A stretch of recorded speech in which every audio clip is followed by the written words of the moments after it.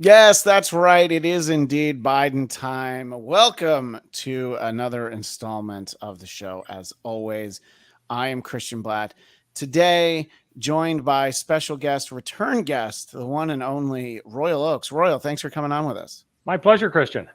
And of course, with us as always is the underscore Tamra Brown. Tamra, thanks for being here.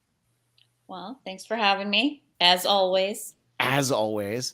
There's going to be a lot of talk about the Department of Justice. I think they're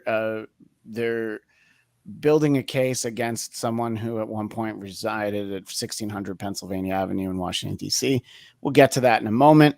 That was the plan for the conversation today, and we're going to talk a lot about it. But I wanted to start off with President Biden's speech last night, which I did watch. I had already seen some of the differing reactions to it, so it was kind of like somebody telling you in The Sixth Sense that Bruce Willis is dead the whole time.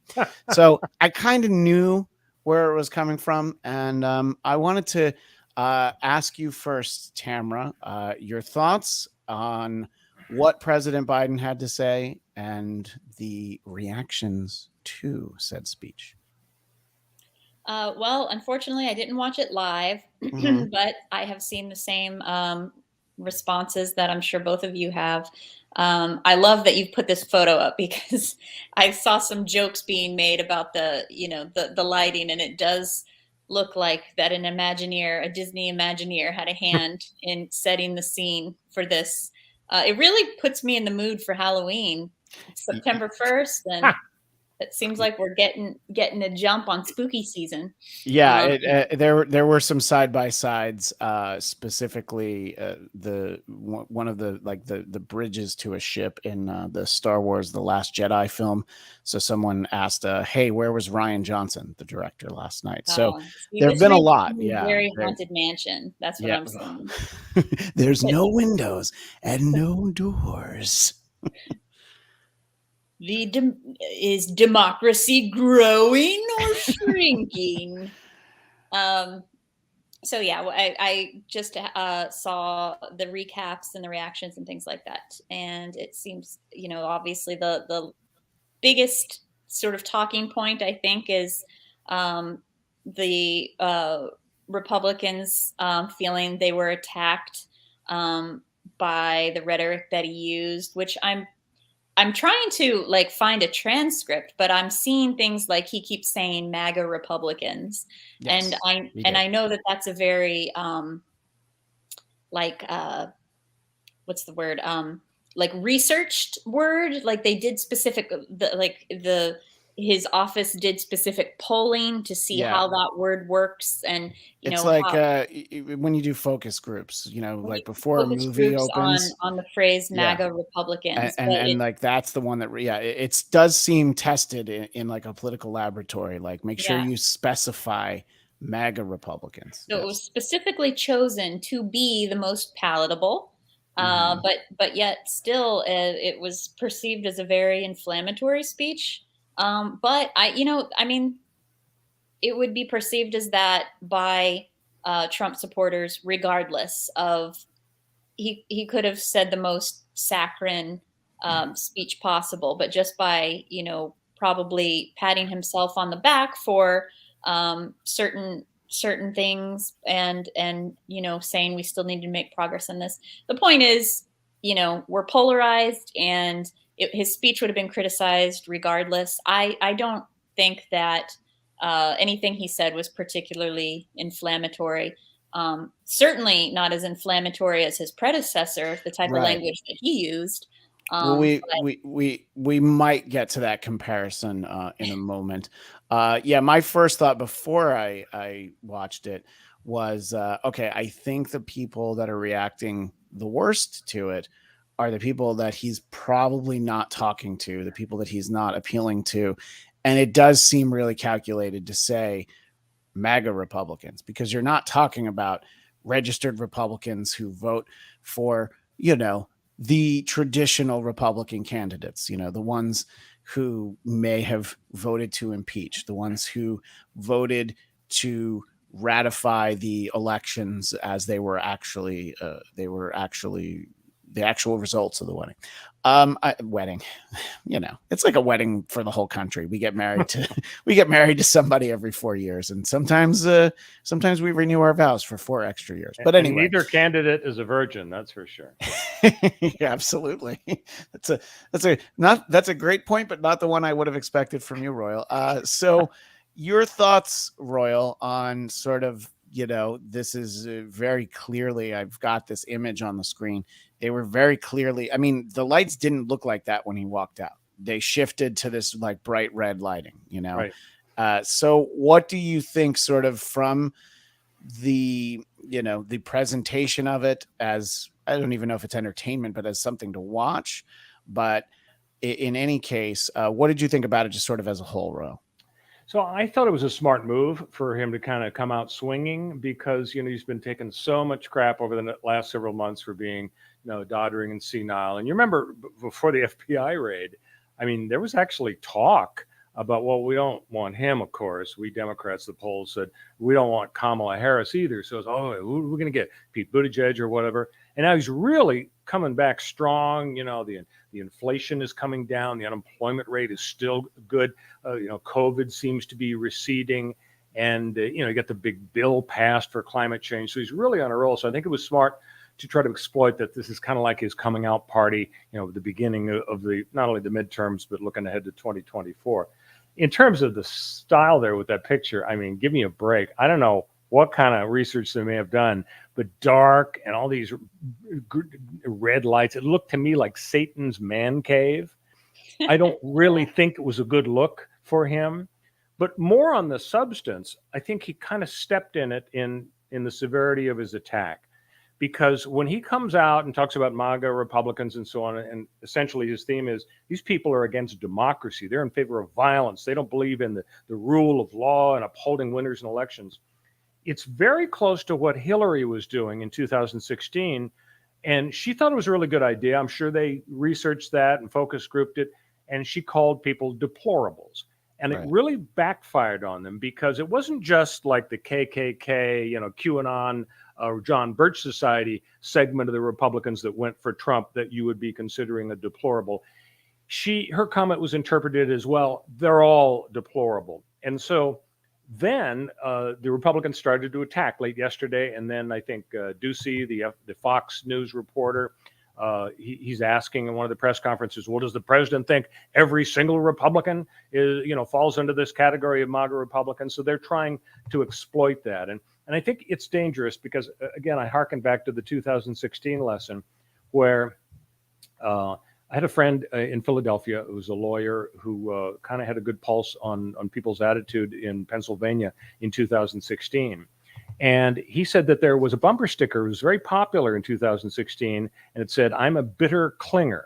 And you may remember that refers to the fact that President Obama, when he was at some wine and cheese deal for the Democrats in San Francisco, and he didn't know he was being videotaped or audio taped, he said, a lot of people, they bitterly cling to their religion and their guns. And man, that went over like a toad in the punch bowl. And, the people who in Pennsylvania who weren't elites, they say to themselves, here's the message. The elites on both coasts think we're a bunch of rubes. We're like Gomer Pyle, and we're tired of it. I'm a bitter clinger. So I think, let's face it, a third of the country hates Trump, a third of the country loves Trump. The election's going to be decided by the folks in the middle. And if you risk pissing off the people that are in the middle because they might identify with the folks who resent the elites, I think it was a little dangerous. But on the other hand, as I said, I thought it was a good kickoff for him being aggressive. And I wouldn't look for him walking away anytime soon. I think he, from an ego standpoint, wants to run for re-election, no matter what his age is. All the people around him who are pulling the levers of power in the government of the Democratic Party, they want their jobs. They want to still be chief of staff and secretary of defense and so on. They're going to be pushing him. So if Kamala and Pete are hoping he's just going to go to the rest home in Wilmington, Delaware, I think they're going to be disappointed. Right. They think he'll be like the old Pope, not the one we have now, the one who's like, I can't Pope anymore, but he's still around. And they're rooting for some white smoke. Yeah. Our pal Farad Muhammad, the background looks like Biden wants to find the rebel base on Hoth. So there's real strong Star Wars vibes, which we appreciate. This is a separate thought, but from one of the most delightful people that I've met in radio, our friend Lynn B points out we need candidates not yet eligible for Social Security. Yes, it would be wonderful to see a candidate of any nationality, any gender, under the age of 70. I know that's crazy talk. I know where I'm coming from. I'm just thinking, I want to say under 60, but I feel like that's too much. So let's just say under 70, and we can try to get to under 60 at one point. I mean, you think about how Bill Clinton, George W. Bush, Obama, they were all relatively young, but it's like, no, we're done with that now. In any case, I think that what you're both saying, it makes me realize that it is important to come out and show that you have these strong convictions that Biden does. But I think that he wasn't delicate enough in the way to just be like, these are people that I'm talking about. And they thought the phrase MAGA Republicans was going to do it. It's like, I'm not talking to you. I'm not talking to you're talking about the third of the voters in the middle. That's not, you're trying to convince them that the diehard, the MAGA Republicans, the Trump, the always Trumpers, heard about the never Trumpers. They're we'll talk about this when we talk about our other topic. There are people who it doesn't matter what they hear about him, what he says, they're always Trumpers to the end. And to just say like, look, those people are your enemies just as much as mine. And you should be worried about them too. Let's figure out how we can agree and be sensible. I don't think you would get to, well, I don't think any of the networks actually aired this speech. I think just the cable news networks. I was reading that all the network, and this is the summer, nobody has new programming. I believe NBC had a rerun of Law and Order on, and CBS, without even looking, I'm sure they had an NCIS on. I don't know which one, but it was definitely one of them. So, whatever reach that it had, I think that they needed it to be fiery because they wanted people to be like, Biden's talking crazy right now. And I sort of saw it unfolding on Twitter as it was happening, but I was busy with my kids, making sure that they could have dinner. I was watching the Mets beat the Dodgers. I was very focused. And then I'm starting to look at all this and I'm like, okay, I have to watch this, but I wanted to watch it, after the kids went to bed where I could just sit and watch the whole thing. I also didn't want them to be scared of Uncle Joe. No, I wanted to watch it when I wasn't going to get interrupted. And, I think that it was, obviously we've all heard about what "Let's Go Brandon" means when people say it. And there was sort of a reaction to that where these memes of what they call dark Brandon, which is like Biden with sort of like fiery devil eyes. So I was just like, I guess that they're kind of embracing look how badass he can be. And I'll be honest, he's not that great of a speaker at this point. There's a couple of moments where it wavered a little bit. And I was just like, it doesn't have the impact that they wanted, I would say any of the other presidents in my lifetime, including Jimmy Carter, I think would have just sort of nailed it a little more. Biden, it was a well-written speech for the point they were trying to make. Agree with it, disagree with it. That's not the point. It just, the presentation was a little lacking. One of the things that I wanted to talk about was this idea that immediately followed it was that how people on the far right, how the MAGA Republicans were just shocked and scandalized that a president would talk like this. In fact, a very unbiased source, Donald Trump Jr., said, imagine what the media would. It's always weird when he talks about his dad as Trump. But anyway, imagine what the media would do if Trump gave that speech about millions of Democrat voters. It really makes you realize how partisan and broken they are when watching them desperately run for cover. It doesn't matter what the rest of it says. And then this comes this how comparison. Conveniently they rewrite history. And then this comparison, this comes from Aaron Rupar, who used to work for Vice. I'm not sure where he is now. He just he found this. Conveniently, this was out there on the internet. The internet never forgets. So this is from 2020. President Trump said about Democrats, they are vicious, horrible people. They are horrible people. He said it on C-SPAN too. So look, it wasn't even on the big show, C-SPAN, but still he said it It was televised. And, so there's that comparison that we got. And that was one of the things that you mentioned, Tamra, was like, I really. It's almost like Republicans are offended at being called Republicans. That's and what it it's like, and it's like he's not, he's not talking to Mitt Romney. Mitt Romney's like his buddy, but he's talking to other people. And see, look, here's our pal Sam Whitfield. I nominate Joe for over the top supervillain of the week. I mean, yeah, I guess he did. He is kind of like the James Bond villain who just explained to you everything that he's going to do. And then and then he gets away and, then he knows exactly what to stop.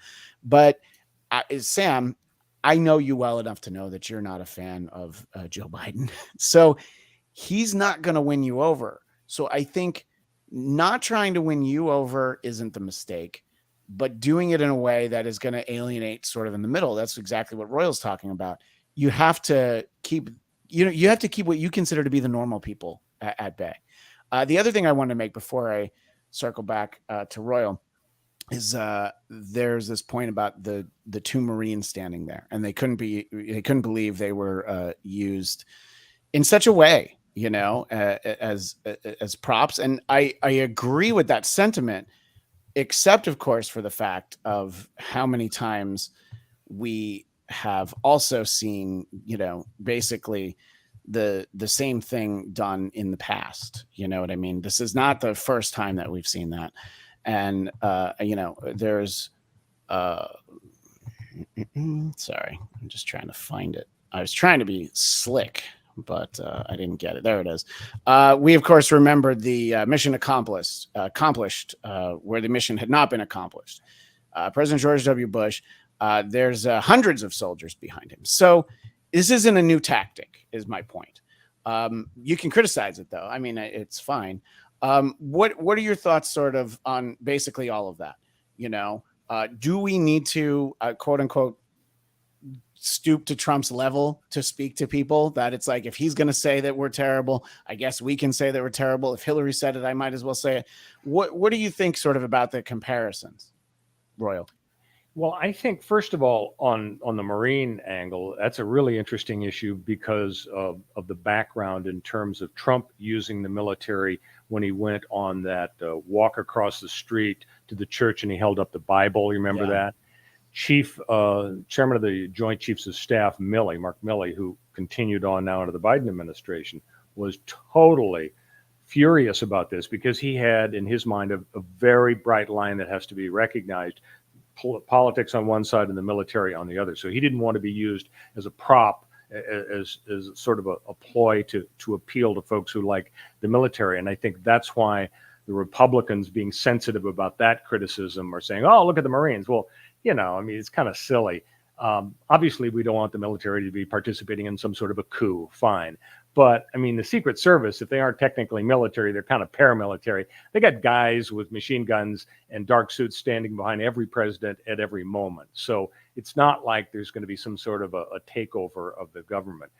The other thing I wanted to respond to is your interesting point about communication skills for Biden, because whereas I think it's a smart idea for him to come out swinging and be a little aggressive and remind people that, he's not just some old guy in a home. He's really a president who's with it. He's got to sell that message. But as you say, Christian, I mean, he's not the best public speaker. When you take public speaking 101 or trial law, basic stuff, they tell you, use your voice like a musical instrument. It can be high, it can be low, it can be soft, or it can be aggressive. And, you just play it the way you should. He's not good at that. I mean, this business about him whispering, I'm the guy who got that bill passed. And everybody's wondering, what the hell? What's with the whispering? And when he gets angry, he's coming across a little bit like, Clint Eastwood in Gran Torino or whatever that movie was, get off my lawn. Yeah, I was just about to say, he's definitely president, get off my damn lawn. Yeah, I agree. Exactly. And then the other problem is every once in a while he drifts off. He'll start telling the story about, Bert around the Cracker Barrel in Wilmington. And, I couldn't believe how many buttons he had on his shirt. And it goes on and on. You're wondering, what the hell? Well, I think his handlers are smart enough to avoid situations where he can start reminiscing about what things were like back in the 40s. So I think it's a matter of just playing, a front porch campaign, make sure he doesn't get into trouble. And so in that sense, this may not have been a perfect speech, but I think it was sort of a good kickoff. And, he's trying to build on the momentum. I think everybody is thinking now the midterms, they're not going to be owned by the Republicans after all. Yeah, I think this timing was smart. Let's not wait till after the summer. Let's kind of get it now. This is, I don't think anybody expected something like this. Things do seem to be, trending reasonably well. And, you listed a bunch of things. And, here in California, suddenly gas is under $5, which is crazy to be excited about. But you definitely know people aren't quite as up. And I know people aren't leaving stickers at the gas pump anymore, so there's some of that. The point that people were making about, using, yes, the military, but sort of having, being so partisan in this way. But let's not forget that President Trump had actual campaign speeches on the White House lawn in 2020. I'm not talking about the Comey Barrett event where everyone caught COVID. I'm not talking about that one. I'm talking about, it was an actual speech, and there were concerns that it violated something called the Hatch Act, which I'd never heard of. But it's like, oh, it was bad enough that people are like, I think you probably shouldn't be doing this. So look, it happens, and Trump's not the first one to do it. But I'm just saying, it's like, this is hardly egregious usage of, and he didn't say, this isn't an actual campaign event. He's just giving a speech. He's the president. Sam doesn't make necessarily a bad point that neither Trump nor Biden can speak. But Trump still manages to attract a crowd that thinks he can, or they get excited, when he dances, whatever it is that he does at those events. Come on, Sam, you have friends that go to them. They can tell you what he does there. I'm not even sure anymore. So it'll be interesting to see. I think the clarification from Biden is like, I'm not saying that all Trump voters are enemies, but he shouldn't walk it back too far, because what's the point if you're not going to be like, no, the people who believe the election was stolen, and the people who support the insurrectionists, the people who blindly support Trump, which we'll get to in a moment as to whether or not people should be quite so blindly supporting him. But Tamra, what do you think is next? What should Biden do, today after this speech? Do you think that he should resist the temptation to walk it back any more than he has? I personally think he maybe has already kind of tried to dial it down too much. It's like, if this is what you want to do, this is what you want to present yourself for 2 years from now, just own it and see if it works. What do you think, Tamra? It doesn't matter. Like I said, the Kevin McCarthy's are going to, it's not like he's going to walk it back and Kevin McCarthy's suddenly going to be like, okay, thank you, I appreciate the civility. Apology accepted, Mr. President. Let's get to work. That's not going to happen. Yeah. I'd say, just continue to, like we mentioned, his polling numbers are rising. He's doing fairly well right now. If he can just continue on that path. I would like for the social media manager for the official White House Twitter account to continue on the path that they are on.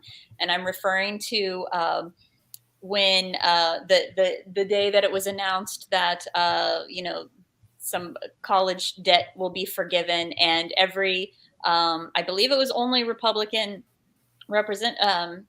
legislators who were tweeting like, they would replying to the White House saying that, you can't have debt forgiven.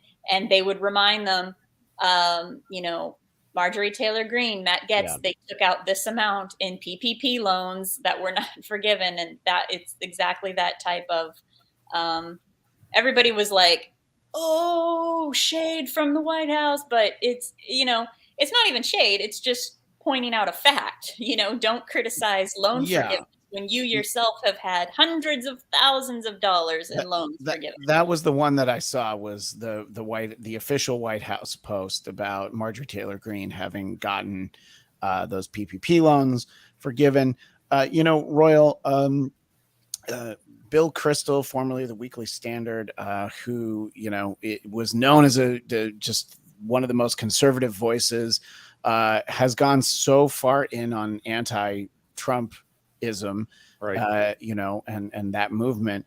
But he made the point that the White House official accounts shouldn't stoop to that level. But I think that we're too far gone from that, and I'm not even going to only blame Trump, but I just think that that era, those 4 years really pushed us to a place of like, yeah, that's kind of where we are now. We have to throw shade on memes. It's not even, in my opinion, Even if it isn't, yeah. stooping to any level, because stooping to a level would have been including the context. I don't know what you're talking about. You've taken out this kind of loan, to make it sound more like personally attacking. It was just stating a fact. This person has taken out, or this person was forgiven this amount in PPP loans. That's all it said. Right. What do you think, though, about the sort of the kernel at the center of Bill Kristol's point about the official White House account, doing basically campaign level dirty work? It's always such a big problem to make sure that the levers of government and the officials in the government aren't also wearing the hat of the politicians. I mean, traditionally, like in an administration where some guy is the attorney general or the chief of staff, he has to quit his job in order to go become the campaign manager. So, I think we still have to respect that. I think what we're just looking at, though, and Kristol's a great example of the never Trumpers, people who are Republican supporters, conservatives their whole lives. Trump it's just been such a game changer, and he's not a conservative, he's a populist. And I think it's smart for Biden and the Democrats to basically use him as a political piñata. And that kind of gets into the issue of, they're going to indict him for this crime or that crime. I think the powers that be who are running the Democratic Party, Biden and the people around him, I think their attitude is, we don't want this guy indicted because, my God, what if he wins? What if a jury doesn't convict him? He'll look like a martyr. It'll be so blatantly political. Biden's trying to get rid of his strong opponent in 2024. I think instead they just want to keep investigating, keep grinding, bringing in whether it's Newt Gingrich or Rudy Giuliani or whoever, and keep building the case for Trump being an outlier, for the MAGA people being completely irresponsible, and just ride that wave because, Trump is just not that popular. After January 6th, I know 71 million or whatever voted for him, but after January 6th and all the stuff that's happened since then, and now if the stuff he took down to Mar-a-Lago involved risking, human assets, putting spies' lives at risk, his base is going to shrink and shrink and shrink.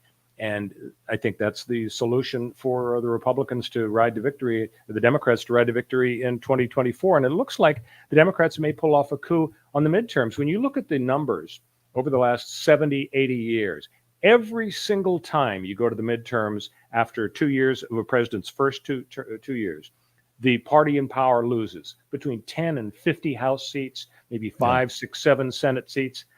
And that was projected before. It's not projected anymore. It's like Trump has torpedoed the Republicans on the midterms just the way he torpedoed Georgia. Because remember, those 2 special elections for the Georgia senators in the first week of January 2021, Republicans, they're really strong in Georgia. They had things locked up. Trump swoops in and convinces all the voters, voting by mail is dishonest and it's no good, so I wouldn't even bother. So they didn't bother. So the Democrats won both elections, and boom, McConnell's out. And that set up Biden for success in his first term. So I think just like when the Republicans overreached in 1998, they insisted on impeaching Bill Clinton, even though there wasn't a solid basis for it. That alone, among 10 consecutive off-year elections, the party in power, the Democrats, did great because the Republicans were punished by the voters for overreaching. And I think they're setting themselves up to get punished now because of Trump's antics. Yeah, no, I think that that it is interesting, the way it's starting to shape out. It seems like, obviously it's 2 full months until the midterms, but the projection seems to be that the Republicans are not very likely to take over the Senate, and that gains in the House might actually be really small. Right. But we'll see. Obviously, at the heart of all of this is the document that you see here, the stack of documents that you see right here, the strewn about Mar-a-Lago. And the interesting thing, the point that I'm going to start with, is something that I referenced earlier. And it was one of the official, I forget which GOP Twitter account it was, but they put a caption on this photo that you're looking at right now with all these top secret documents, many of which are covered up so that they don't take pictures, so that they couldn't be shown in the pictures. And their comment was, oh, so it's illegal to have a box of Time magazines. So they're focused on the little corner there, not all the classified documents that we clearly see in the middle. And, you know, I mentioned in passing, you know, Bill Kristol, you know, having been someone that I think a lot of people, you know, considered to be sort of a voice for conservatives and the Republican Party. There is an additional version of this photo. Somebody who really at some point decided that she didn't like Trump and that it was going to definitely be a problem for the country. Ann Coulter actually posted a photo of those documents and how they cleaned them up. And so it's obviously covered in McDonald's wrappers, many of which they haven't used in decades, but we won't critique that. I saw a funny comment on this picture, which was clearly this photo's a fake. There's still chicken nuggets left in that box. But in any case, you know, Ann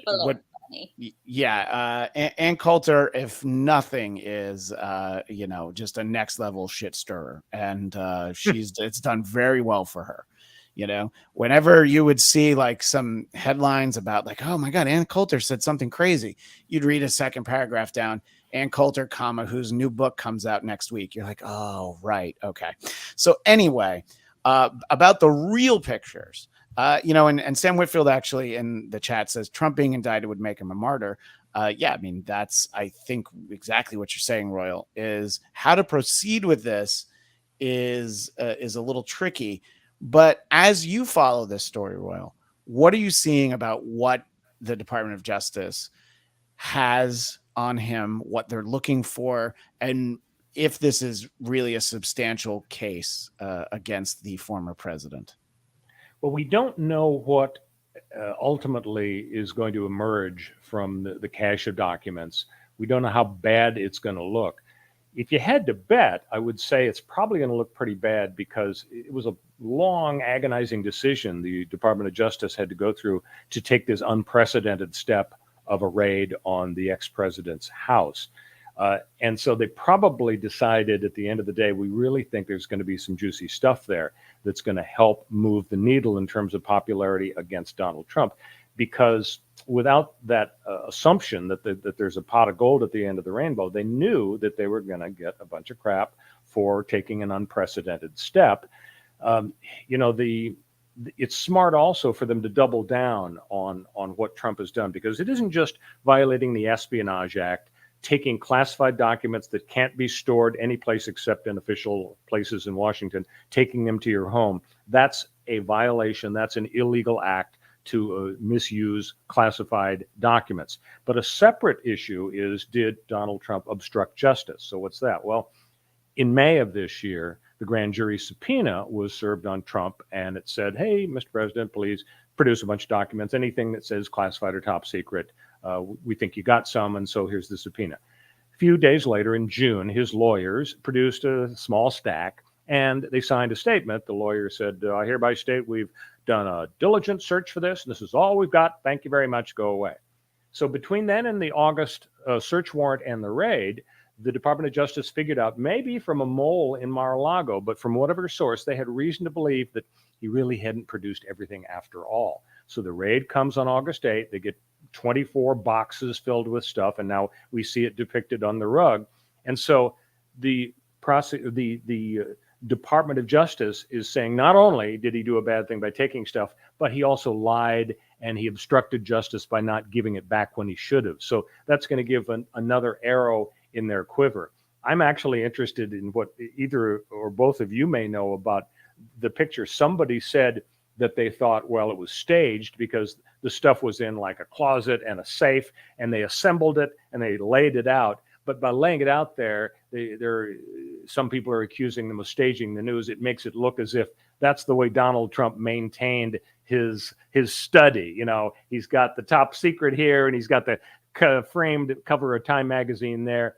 It's no big deal if they did sort of stage it, but I was just curious if either of you happen to know, if it was set up by the DOJ people.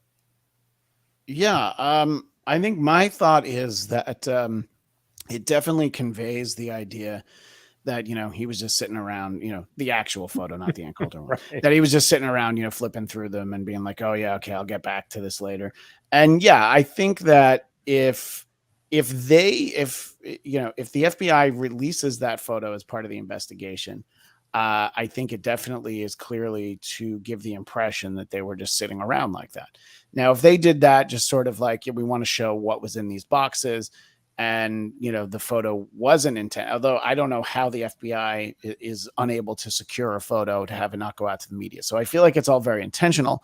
I can't rule out that it's staged, but my impression would be that they did find them easily accessible. What do you think, Tamra? Do you think that they were strewn about for a better photo op, or do you think that perhaps the former president is careless with his reading material? I think Barron tore himself away from Xbox for a few minutes to be like, here, you can't reach that box. Let me get it for you. Maybe it toppled a little bit. Well, he's like 7 feet tall, so if it was on a high shelf, Barron could just, grab it. Wouldn't that be great if he winds up in the NBA? That actually would be great. I'd watch that game. Yeah. But I wanted to mention that when Royal pointed out that, the documents were subpoenaed by Trump's lawyers back in May, and they produced a certain amount. And I heard one of the commentators, I think it was David Pakman, saying that now MAGA stands for make attorneys get attorneys, because all of Trump's lawyers are in themselves being scrutinized and taken to court on their own behalf now. But I find that the criticism about the photo being staged is, as far as, what was the purpose of this photo being taken? Was this an internal photo to try to show, what was on was it a matter of, these are the classified documents in these files that we found, we pulled them out to see that these weren't, receipts from Pizza Hut, just to show, to get an internal snapshot of what it is that we're looking at, and then that got leaked. Is that technically staging? I mean, I think it depends on where this photo came from and what was the context of it being taken. But I do find that the criticism that, there's on the right, on Fox News, there's this like array of defenses that are being used, which are, the FBI staged this. He's being set up. Things are being planted at Mar-a-Lago, but then also, well, he's allowed to have those documents. Those are documents that there's no issue with having those. So I'm reminded of that argument. I don't remember what it's called, but it's that defense mechanism of saying, well, I didn't cheat off your homework.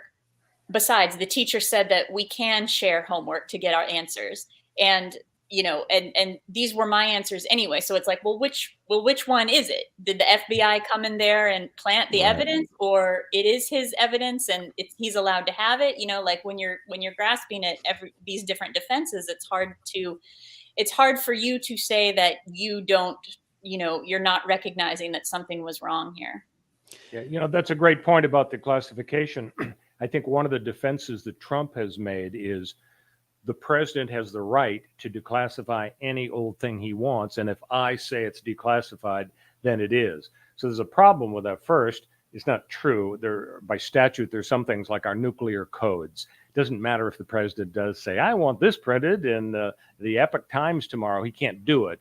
Right. But in general, he does have a lot of discretion. but it kind of reminds you of the Nixon approach, because I remember from Watergate history, the Nixon's attitude was, if the president wants to do it, it's not illegal.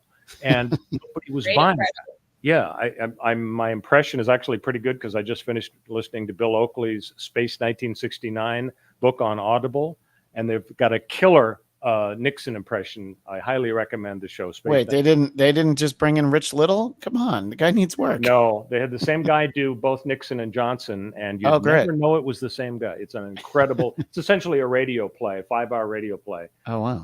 It just is wonderful. But it's not going to fly, and whether it was staged or not. I mean, Tamara raises a good question. I mean, what was the purpose really of that picture, to just have a representative sample for the world to see? I guess maybe. And on your point, Christian, it's nice that they covered up. You see the top secret.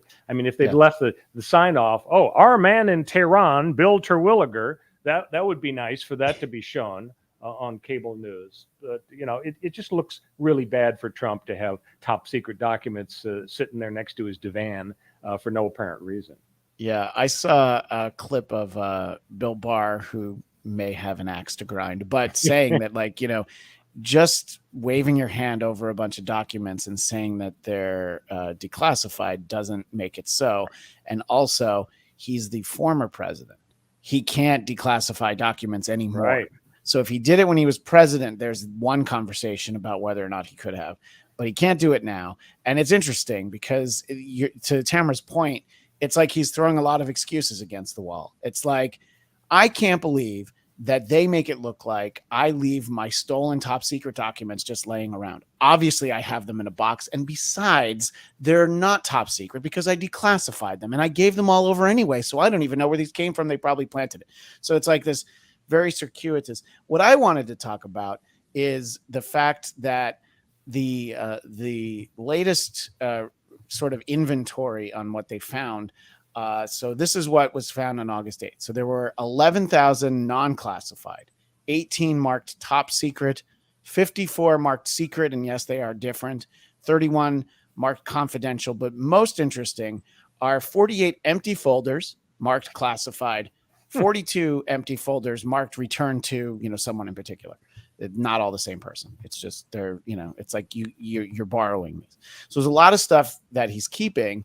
And then there's the empty ones. And it's very easy to sort of spiral out of control as to wondering like, oh, do the Saudis have the contents of their, is that why, Jared has $1 billion more than he did before his father-in-law was president? There's all that stuff.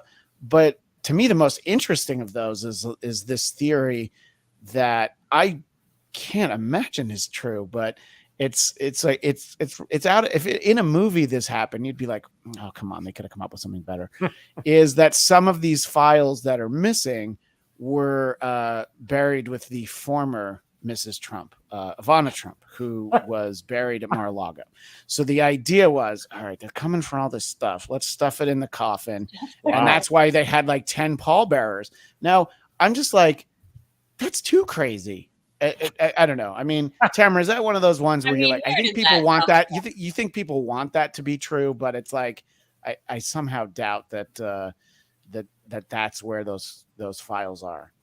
And if they were to ever exhume the burial site, I think it would, Geraldo opening Al Capone's vault would have had more in it. But what do you think, Tamara?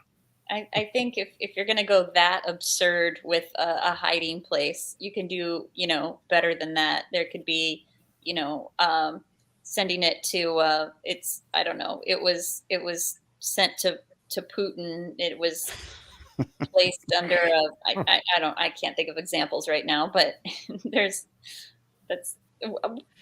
a hilarious. That was a joke somebody made. Nobody really thinks that that's.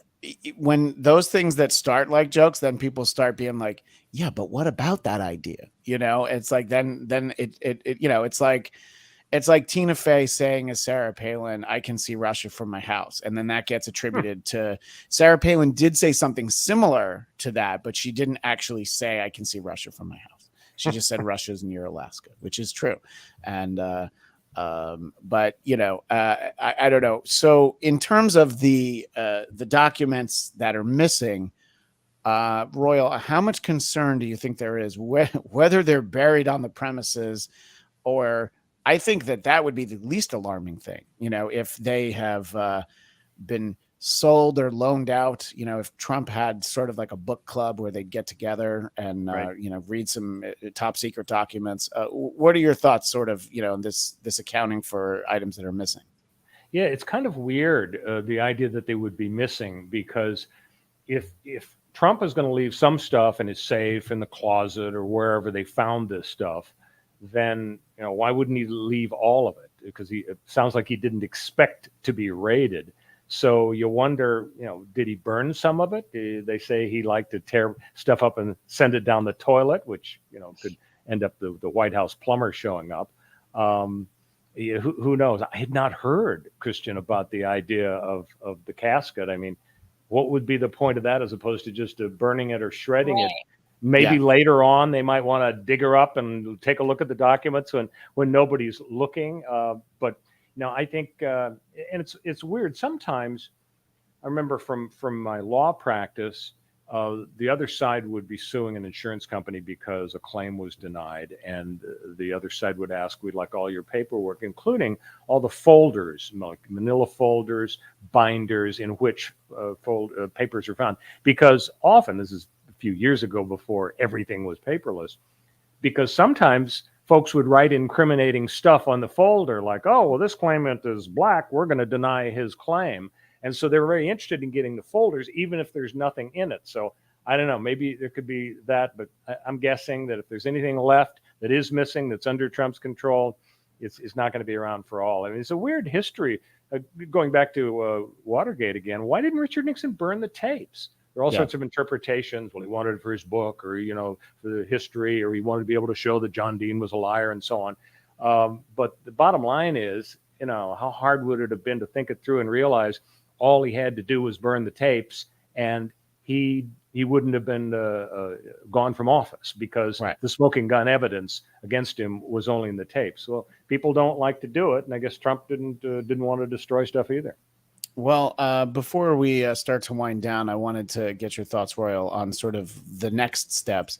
One is this idea that I guess the Trump camp seems to want what's called a special master.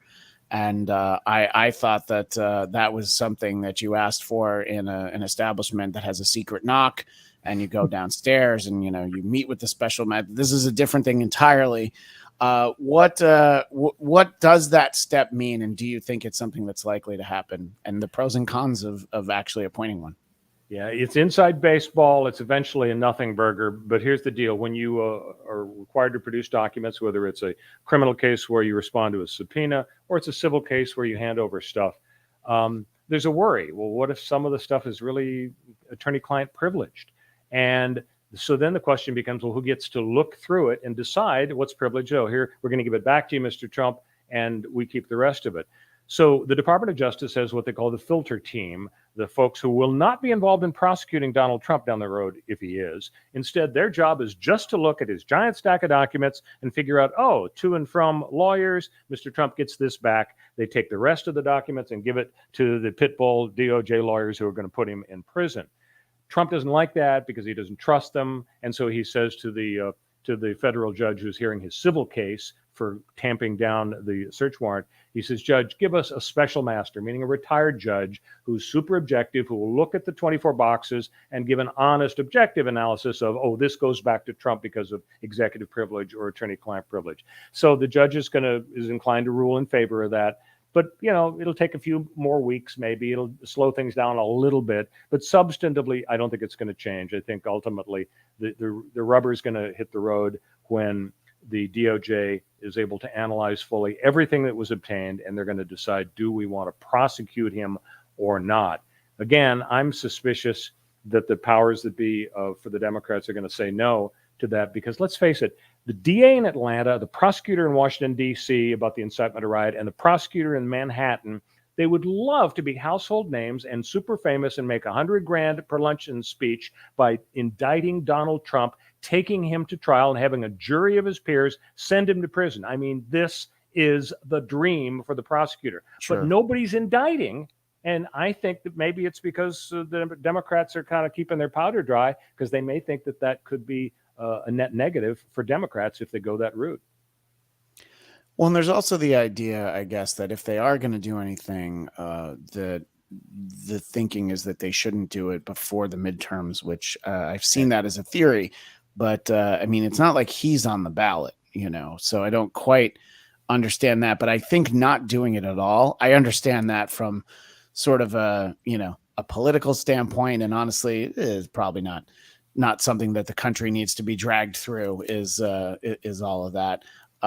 But so you're thinking, Royal, is that they won't actually, indict him. There won't actually be charges filed. They'll just be like, I don't know. What do you think happens? What do you think should happen? I think they want him to be bloodied and battered, and for the entire nation to have their Joe McCarthy moment, like in the 50s. Everybody learned he was a demagogue, the anti-communist guy, even though he was riding high. But the Army McCarthy TV hearings showed everybody he was a bad guy. I think the Democrats want to have basically a 2-year Army McCarthy hearing for Donald Trump to convince everybody that he's a bad guy. Now, when you say he's not on the ballot, you're right. Technically, he isn't, but he is in a couple of ways. Number one, as we saw from Biden's speech this week, he wants everybody to be thinking about MAGA and Trump when they go to the ballot in November. He even said, vote, vote, vote, early and often. The other thing is a bunch of, wacko primary winners were backed by Trump. I mean, look at Herschel Walker in Georgia. I mean, the guy wants to be in the Senate, and he's utterly unqualified. And a lot of the guy in Arizona who's running against Mark Warner, he's a total Trump acolyte. So I think the Democrats want every single political decision to be about Donald Trump in November this year and the next 2 years.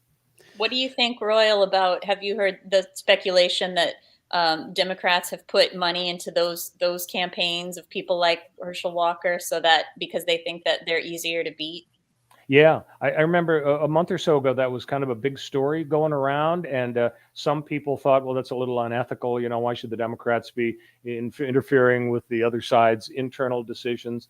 And yet, it's politics. I'm sure it's legal, even if you could say it's unethical. But I think the Democrats maybe in some cases would be motivated to do that because, I mean, it's fun to win, and it's easier to win if your opponent is a complete idiot. Yeah, exactly. Well, Hillary Clinton. Yeah, and Sam sums it up. Trump is still living in the Democrats' heads rent-free. Sam, Donald Trump doesn't do anything rent-free. They're all being charged for it. Very, very, very high amounts there. Tamra, what do you think should be the end result of this? Do you understand the hesitancy to actually press any kind of charges? Do you think that they should, despite that? I think that they should, just to uphold, if you believe in the justice system at all, you have to, follow through with due process and follow through with what the purpose of, our rules are. So I think for the sake of that, you have to, follow through as our law dictates. Will it make a difference? No, we've talked about on this episode that Trumpers, people who support Trump, are supporting him no matter what. The third of America that Royal mentioned that does support him. So in order to get the third of Americans that are undecided, one way or the other, I mean, it's a gamble. I guess it's a real gamble. So what do I think should happen with this? I think they should uphold the law, but I think it's a gamble whether it's going to do anything because, as we saw with the insurrection, the January 6th insurrection, it's like when you think, you would think that finding hard evidence that the president of the United States, did something this illegal, but showing, what a horrible, disgrace of, our country has come to this, that the insurrection was, and yet so many reasonable people defend it as as nothing. So, if Donald Trump is shown to have, really, really done something bad, it's really not going to make too many waves. It's not going to have the effect that even 50 years ago, 40 years ago, even 20 years ago, that it would have had on a president or a political party. It's just not going to make those types of inroads. Yeah, I think for the most part, I'm inclined to agree with Royal up to a point. I think if in the course of their investigation, I mean, there's wild stuff thrown in there, about, giving the name of, secret undercover operatives to Putin, to selling things. And, if there are actions that are, very cut and dried espionage, selling state secrets, which I like to believe that, whatever I think about Donald Trump as a person, I'm going to just go ahead and defer to the idea that it can't be that bad. But if it is, I think then you can't, then you have to like go into sort of a next level thing. And, if there is that level, and even if it's like, oh yeah, I gave it to Eric, and I don't know what Eric did after I gave it to him. Well, then if Eric's like, oh yeah, I gave it to Putin. Okay, great. Well, then we know what happened, but I'm saying that there is a level, excuse me, there's a level of bad that could have been done with this information that I would just say, I would hope that their investigation doesn't turn up anything like that. You have people that are very quick to point to like, well, this happened on this day, and then this many operatives have died since that day. And I'm like, all right, but that's not necessarily related. So Royal, if it just in the very hypothetical, if it is really that next level of like, giving state secrets or selling them to MBS or Putin or something, then that would be like way more beyond anything that we've talked about. Right. Yeah, absolutely. And I think vast majority of the American public, if shown the evidence that he, did something really despicable like that, would support him. I think, you asked about, what should happen. I think if you go down the laundry list, to me, there's just one, and I'll get to that at the end, that would probably justify prosecution. Start with the financial crimes in Manhattan. A couple of the DAs have quit because they're disgusted that the decision apparently is we're not going to go after Donald Trump. Right. He lied about the value of his property for taxes and loans. That doesn't seem to be coming together. The incitement to riot in Washington, D.C., he plays his video where he said, go peaceably there and I'll be with you. I don't see that going anyplace. The espionage, if there's evidence that, he's got names of spies, then he can get into trouble. But he's probably just going to say, oh, my lawyer said it was okay. The Georgia, the perfect phone call, asked for 12,000 votes. It sounds horrible, but, his attitude, and it probably would win in court. You'd have to have a unanimous jury against him. He'd say, look, I wasn't telling him to lie. I was saying, I think there are 12,000. I hope you will find them. For me, the real central deal is he tried to engineer a coup, a takeover of the government when Biden won, and there was no credible evidence that Biden didn't win. Instead, he really wanted Pence to move the thing back to the states, to cancel out the electoral votes. It was a bloodless coup that he tried to engineer with absolutely no basis, and that is prosecution worthy. The other stuff, I don't know, it seems secondary. But when you try to take over the government by trying to get your vice president to steal a perfectly valid election, that's not good. Right. I think ultimately, though, it could end up like, Al Capone went to jail for tax evasion, not for all the crimes. So they'll find something and they're like, you know what, we can get him on this. Let's just get it on that. Yeah. And, it's believe it or not, I don't have an account on Truth Social, and judging from the financials on it, no one will fairly soon. But people will post sort of videos that incorporate some of the things that the former president will post on there. I was going to say tweet, but it's called Truthing and Retruthing there.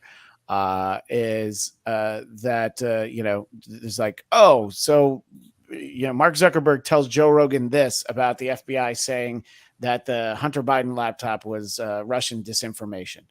Obviously, the results of that election were not valid. so you should reinstate me. But you know what? The least you can do is let us just re-vote on it. And I think that he honestly thinks those things. I used to think he couldn't possibly believe his own bullshit, but in the almost 2 years now since he lost the election, I'm like, no, I think he's got enough enablers around him that are like, if we held that election again today, you'd win. And here's the reason why they can hold it again 2 years later. I think he just, I think he's convinced. He's let himself be convinced. But I guess we'll see where it all goes. It'll be fascinating. And I'm going to end with this point from our pal Sam. You can point to Trump being corrupt. I can point to the Clintons being corrupt. But at the end of the day, nothing will happen to either of them. I was reading on a similar note. There was some high-ranking Russian official who had criticized the war in Ukraine like months ago. Well, he fell out of a window this week at a hospital he was visiting. He just fell out of a window. There are people who can get away with pretty much anything, and we like to think that our country is beyond that. But these next 2 years will really tell us where we're at. I think a speech from President Biden is the people that it upset are people that would be upset with anything that he said. They're people that don't want student loan forgiveness. They're people that don't want a lot of the things that he's pushing towards. But when I was making the point about Truth Social earlier, I actually meant to do a screen grab of this. There was one, I posted it on my Instagram after I saw it. It was from Donald Trump. It was actually posted by him. And all it said is, why are people so mean? And I think, there couldn't be anything more ironic. And I did post the Alanis Morissette song, Ironic, accompanying it, because I was just like, well, that just says it all. Why are people so mean? And, Donald, why don't you try and figure it out, why people are so mean? In any case, we've already gone over an hour, so I appreciate everybody in the chat. You brought up Sam's comment, but didn't let Royal answer. Oh, which one? I brought up the one about Trump being corrupt. I'm actually not sure what you're talking about. He said I would challenge Royal on that. I'm not sure what he was actually challenging, so that was why. No, that you can point to the Trumps being corrupt. You can point to Clintons being corrupt, but at the end of the day, neither of them will.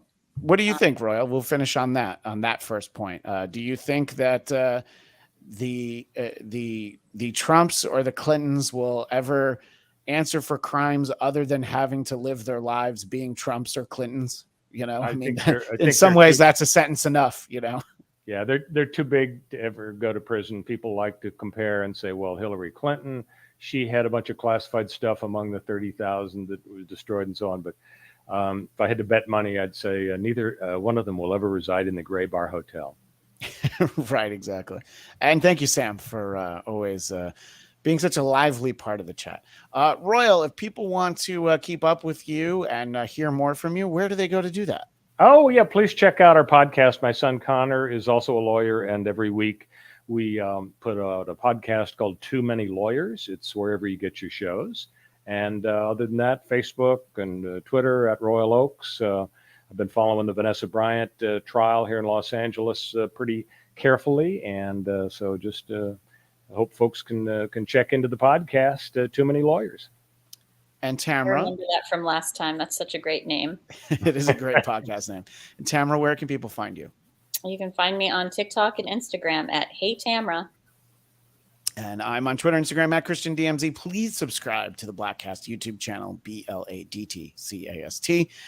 If you do that, you will receive a notification on Monday that our 500th episode of the main Blackcast is I was going to say it's live, but I already recorded it. So our 500th episode of Blackcast is a more than 2 hour sit down I had with the great John Lovitz. We had a wonderful conversation. And as John would say, have a good listen, because he had a few things to say, and it was wonderful. And I hope people enjoy that. You can also subscribe to the audio version of the podcast. We'll be back soon, hopefully sometime in September. we'll be back with more to talk about here on Biden Time. But that is all the time we have for now. We'll see everybody next time. Goodbye.